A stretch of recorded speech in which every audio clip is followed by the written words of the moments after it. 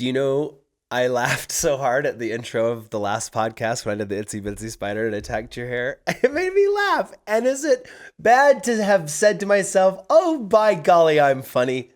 No. I did. I'm sorry. You can't think yourself's funny, then that's no fun. If I can't root for me, who will? Who will? Roll the intro. When the kids are counting sheep, when the kids go to sleep, dreams and memories, when the kids go to sleep. Okay, we're back. Can you believe it? This is the third podcast in a row. We're doing it. We're doing it. We said we would do it, and now we're doing it. Huh? Look at that. We fulfilled a thing that we said we would do. Yes, we're here. And we're actually live on Facebook right now. We're trying to be getting live. Our questions. We're trying to hang out with you guys. The connection does keep coming in and out, so we're just going to keep podcasting on and on.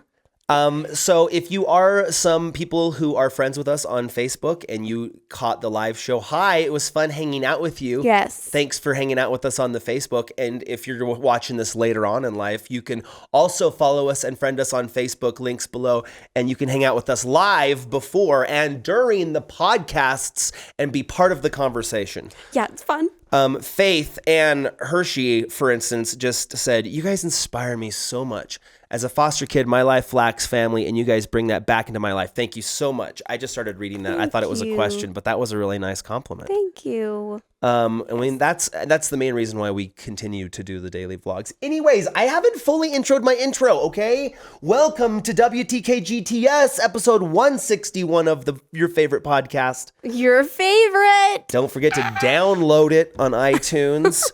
Updates in our life. I am going to be on the Tim Ferriss podcast. If we're talking podcasts, people, his is one of the biggest. He was texting me, what'd I say, June 20th? June 20th. Be looking for that on the Tim Ferriss podcast channel. You don't want to miss it. That's going to be a big one, man. I'm nervous about it. Don't be nervous. I blabbered and chattered and who knows what I said. Well, you know what you said, boy. I'm fearful for having, just opened up too much. Well, I'm excited. We're going to talk more about that one in an upcoming podcast. So anyways, thank you for being part of the When the Kids Go to Sleep podcast channel. You can follow us on Facebook, all kinds of stuff. This is a place of wonderful imagination where we can just talk and chat and just think and be scientists of life, sociological astronauts that are delving into the cosmos of our brain to try to figure out how to be happy and not be in such a shitty mood. Whoa. That's our motto. Wait, that whole thing or how to be happy? Is it offensive that I swear? Because I shouldn't swear. And sometimes I just use it for effect. Well, I don't know what to tell you. Sometimes I think the younger generation feels me on that. They feel like I'm keeping it 100, Well, Avia doesn't feel you on that. She's going to count that down for you, but I'm not going to tell her. I won't tell her. Thanks, babe. Got your back, babe. Okay, so let us begin. Welcome to the podcast. We're going to be chatting here and answering questions live on Facebook. Should we get to some questions? There's about 711 of you, which is also my favorite place to get a Slurpee. And we've been hanging out and chatting at 7-Eleven, the gas station. I know, I got it. I was giggling. Thanks for giggling. Okay, let's go ahead and ask some of the first questions. Lucas Wells says, does it piss you off that vlogging is still not a word in autocorrect? Yes. And I've said it, and I said it recently live on stage at Playlist Live, I believe, maybe even CVX. We were recently attending. And it's like Apple. Yo, what's up? Appreciate us. Fix it. Is that a silly thing to be mad about? When you're trying to type vlog and it autocorrects to blog. Right. It shouldn't autocorrect. But I wonder, is blog still, in overall genre, is it still texted more than vlog? Like, is it still more popular than vlog? Who texts blog?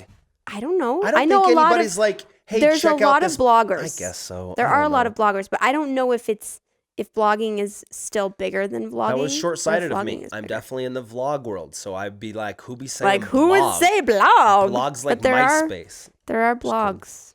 Lots of them. How'd you pick your kids' names? What's the hardest part about having 5 kids? P.S. Thanks for sharing your lives with us. No problem, Jackie. Thanks for watching. Jackie Grace Brown. Did I say that right? Jacqueline. Sorry, I shortened it to Jackie. How do we pick the names? I was very adamant about having unique names. I've always Yeah, I feel the same way. That I feel like I've had a unique name. You have a unique name. I do. And so we wanted our kids to have unique names. I don't Unique know. New York- Is unique New Gavin unique? I feel like Gavin was unique when we named him Right. that, but then I heard of Right. like all these other people after I decided Copied to us. name him that.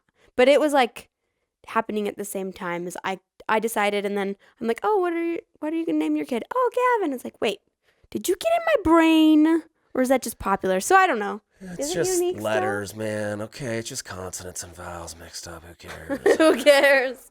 Anyways, his Avia was already chosen from the beginning. Yeah, when I went We on knew my our first girl would mission be to Avia. Barbados, I met this little black girl named Avia, and I thought, I love that name. I'm naming my first daughter Avia. So that one was easy. Yeah. And it's That so one- pretty. I love that. That one name. was the only one that we had picked out from before we had kids. Eh? Yeah. But yeah, Gavin. I remember at the time there was a TV show on NBC where like the villain guy or like the dude who was a jerk, the character's name was Gavin. Oh, I And don't remember that. See, I I probably wouldn't have we got in a fight associated about it. this, and I remember there was a girl at work that was like, so and so said that there's this guy on the NBC show. I'm like, babe, that show's gonna be off air in like 6 weeks, and nobody will remember that. And I remember we got in this little fight about naming him Gavin because Really? it was gonna be Taysom or Tayson. Tayson. Tayson. And it was back and forth between Tayson and Gavin, and I liked Gavin could've Gavin been a because it felt Tayson. stronger. And then you came home from work one night about this girl talking about this dude who's a jerk on this NBC TV show. I'm like, babe, we're not even gonna remember who that guy is. And here, mark my words, I was right. I I'm did glad not to have remember. lived to this moment to have said, "See, I told you Yeah, so." you told me so. You win. Thanks for bringing up that question, Jacqueline. So he could say that. Good job. What's the hardest part about having 5 kids? Honestly, I do feel a strain, and I think I'm hyper conscious of this because of the accusations in the vlogs about how do you give all 5 kids like your Equal attention. undivided attention? How do you because I don't feel like I do. I don't feel like I try to give one child more, Yeah. on purpose. I do and can feel openly about saying this. And I think most parents would. I love all of them. You don't love one more than the other. So it's like when we are accused of that in the comments, like, oh, you never, and it's so funny because it's always the person that person relates with, right? It's like, Right, I'm sure Emmy they feel never those gets own- attention. I know how it feels to be a middle child. It's like, okay, so what you're trying to say is you don't get enough attention? Like, Right. it's like a lot of people that are projecting their own feelings through which kid they relate to the most. And it's interesting to think about that as a parent and then to be your own devil's advocate. And I try to do this anytime I'm ever accused of something. I try to say to myself, well, is there anything in my conduct, manner, or action that could, warrant this person saying this? And so then when I think about that, I'm like, how do you really spend each time and like give each child, are you giving them enough individually, Right.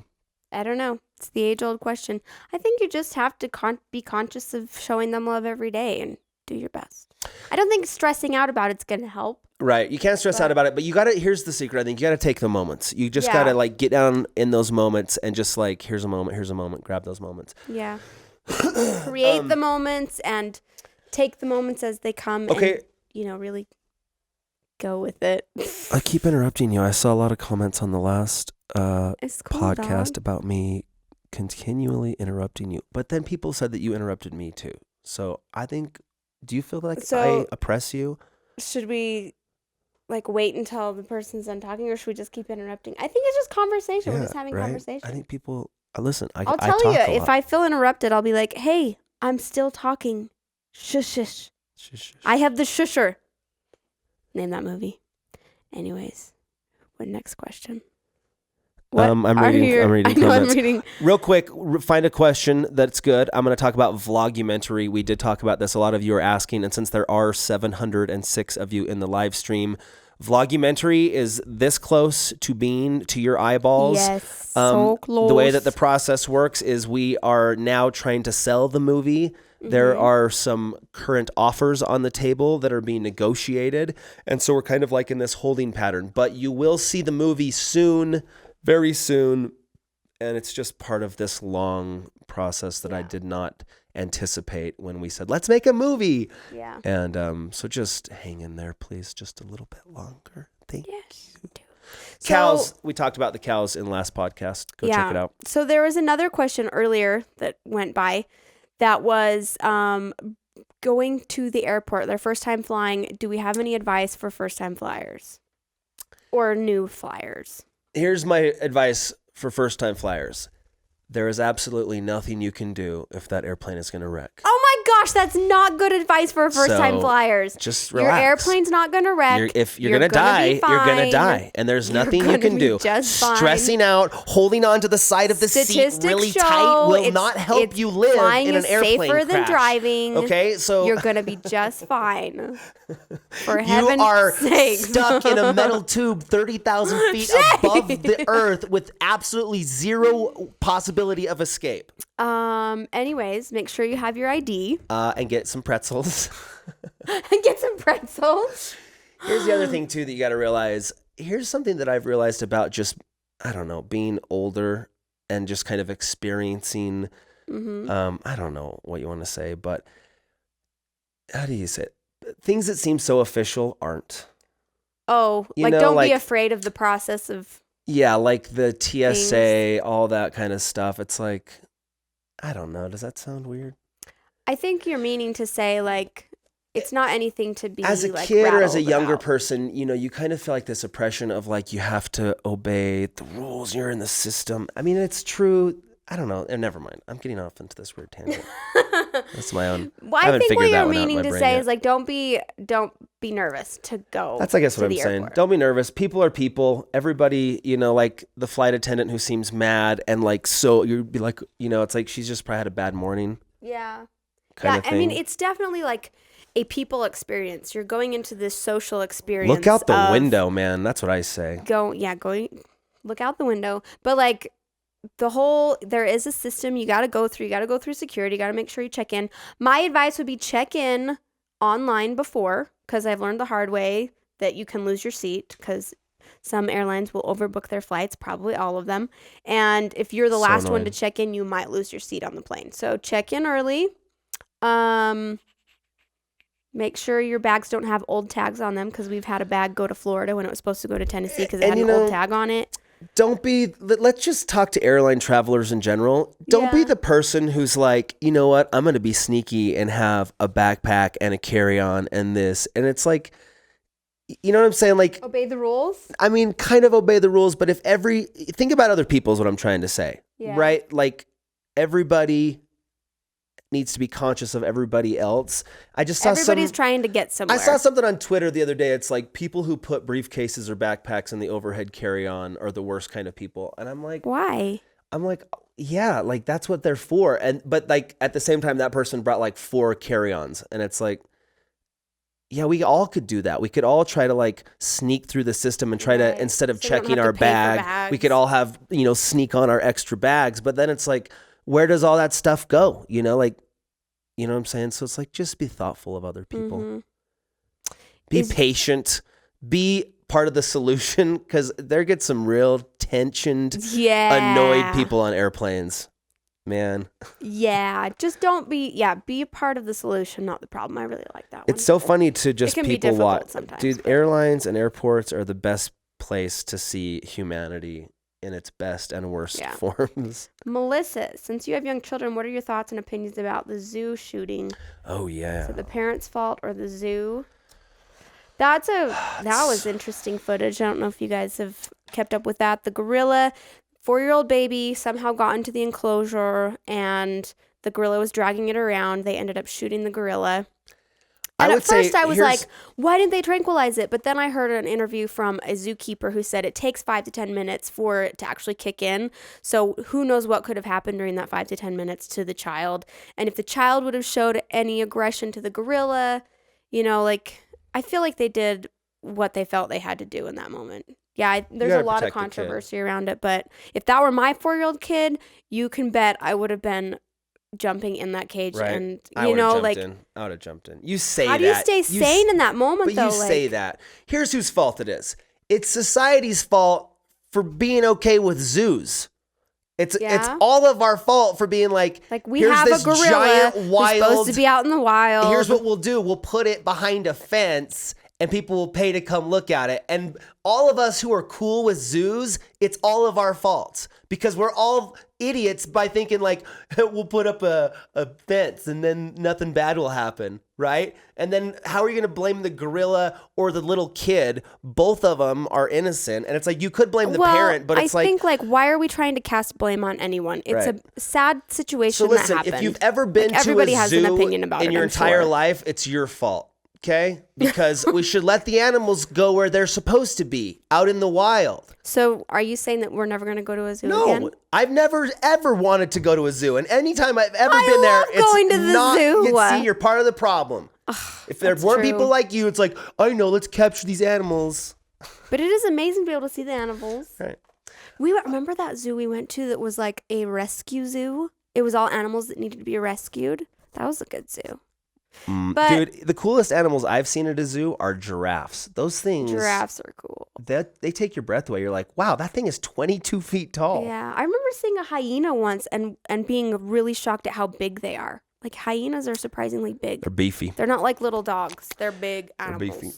Anyways, so my opinion is like, let's just stop casting blame. Dude, people are saying preach about the zoos. People like my zoo talk. See, I should be on CNN talking about zoos. Mm-hmm. That's a great viewpoint that I just had. I could be a moderator. I could be an analyst. Which means we could never go to a zoo again. I don't agree with that because like I love zoos. I think zoos are cool. But it's like, how do you blame either or? It's like kids get away from parents. Yeah. And gorillas drag kids through the water. You know, it's like it's neither's fault. I heard Tazon Day make an interesting point that the zoo had to kill the gorilla simply because they could not afford the lawsuit in the litigious environment in which we live today, where everybody's suing. What if that kid got a brain damage and then all of a sudden was a vegetable for the rest of his life, and maybe he lived 80 years, and then that family sues for emotional damage. They sue for all of the medical expenses that it costs to keep this kid alive for the next 80 years. And all of a sudden the zoo has $100 million bill on their hands. So they're like, we just got to kill the gorilla so it doesn't hurt the kid so that we don't get sued and lose our business. Yeah. So it's like everybody needs to realize, first of all, like it's a ridiculous proposition, first of all, to say, let's keep this 500-pound piece of muscle behind this nice little river where we can all look at him peacefully. Like something's eventually, inevitably going to happen, and we all got to be cool with that when it does. Or don't go to zoos or don't think zoos are cool. But if something bad happens and it's like, well, that sucks. Yeah, it was going to happen, right? Who are we kidding? That's a gorilla. We're like standing outside of the thing looking like, oh, look, there's a gorilla.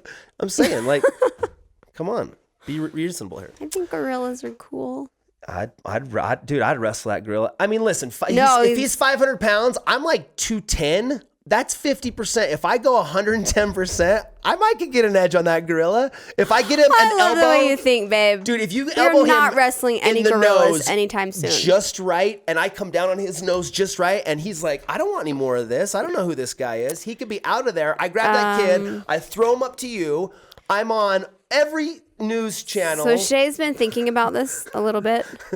He's had a couple scenarios. You're on every news channel in 12 pieces. In 12 pieces. Is it bad that, and then I get to do the interview and be like, well, listen, I just did what everybody else would do. I jumped in. If that ever happened to me, I'm like, I'm a hero. Did you see what I did? I fought that gorilla. I'm a champion. I should never have to work again. So, anyways. Thanks for joining episode 161. Are we done?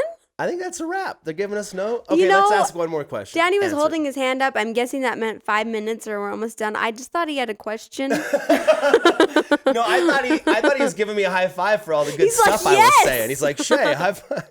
Oh, no, we're supposed to wrap? I didn't know my arm was up. That happens sometimes. That's funny. Let's bring it down. Now he's saying peace. At least it wasn't Lane. Hey, you guys are live on Facebook. How's it going? Okay. Bridget West says, Shay, you're hilarious. Hey, listen, Bridget. I appreciate you saying that. He is funny. Can you see why I'm so attached? Laura Walker says, hey, Shay and Colette, I'm graduating high school on Friday. Any advice for the adult life? Another fun fact, I started watching you guys when I was Gavin's age. Now I'm 18. Whoa, crazy how time flies. That's my advice to you is time flies. So enjoy college, but don't make stupid mistakes. And if you've been watching us for that long, you know all the crap we're going to say to you anyways. That's true. Don't get into debt. Don't get into debt. Find, roommates that you can get along with. Yep. Just get along with people. That's what I say. Just get along with people. And don't drink. A lot of bad college parties. Don't do it. Make some bad decisions. Yeah. Okay, we're going to go. I think we ended on a really fun note. We were all giggling and laughing. I think it was a good time. And I think you guys are encouraged to watch more of our content and subscribe and just interact with us, you know? So you would say this is a good segue into let's just get out of here, you know? Okay. Like we had them laughing, we had them ha-haing, and now we're going to cruise on out of here. Okay, so don't forget, there's multiple things you can do. Download this podcast on iTunes. Like us on Facebook. Yes. We have our own When the Kids Go to Sleep Facebook. Blake will probably put a link to it down below, you know. You can click on the link down below to go be friends with us on the Facebook. We'll see you next time. He's on a roll. Thanks for joining us. We're going to film another one. We are? Yeah. I just thought that was so good. I could never do anything better than that. Oh, man. You're right. We'll stay up, just you and I, and we'll talk about our pretty life when the kids go to sleep.